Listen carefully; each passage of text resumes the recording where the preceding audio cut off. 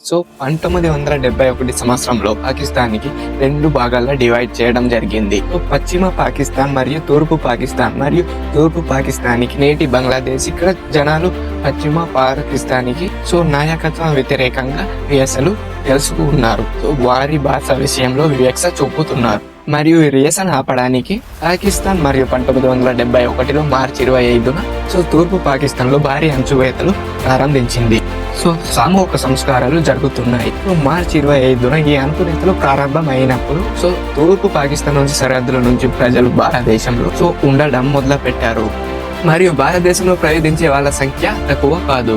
ప్రతిరోజు 50,000 కంటే ఎక్కువ మండలం శరణార్థులు భారతదేశంలో ప్రవేశిస్తున్నారు. భారతదేశం వివిధ ప్రదేశాలలో శరణార్థి నిర్వహించడం వచ్చింది మరియు చాలా తక్కువ సమయంలోనే సో మరియు శరణార్థుల సంఖ్య 9 మిలియన్ పైగా చేరుకున్నది. ఇప్పుడు అది చాలా చిన్న విషయంగా అనిపించవచ్చు, కానీ అది చాలా పెద్ద ప్రభావాన్ని చూపుతుంది. భారీ నాటిక నష్టం జరిగింది.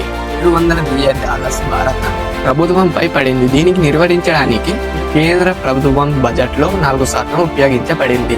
సరిహద్దులు చాలా పొరుగుగా ఉండడం చాలా కష్టం. శరణార్థుల సంఖ్య రోజు రోజుకు చాలా వేగంగా పెరుగుతున్నాయి మరియు అవి చాలా వేగంగా పెరుగుతున్నాయి. భారతదేశ జనంలో భయం మార్పు ఉన్నది. అంటే భారతదేశ జనం మార్పులో భయం మార్పు ఉంది.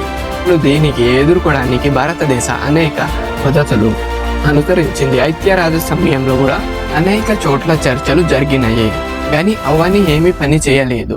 కానీ వేరే మార్గం లేనప్పుడు కానీ ఏప్రిల్ 1971లో ప్రధానమంత్రి ఇందిరాగాంధీ పిలిచారు.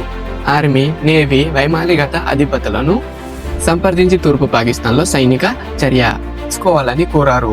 ఇప్పుడు దీనిని 3 ముఖ్యులతో ప్రవేశపెట్టినప్పుడు వివకరించారు. ఈ యుద్ధంలో గెలవడానికి సో మనకు టైం కావాలని మనం ఈ యుద్ధంలో ఏప్రిల్ 1971 బదులుగా డిసెంబర్ 1971కి అడిగితే అది ఖచ్చితంగా విజయం అవుతుంది.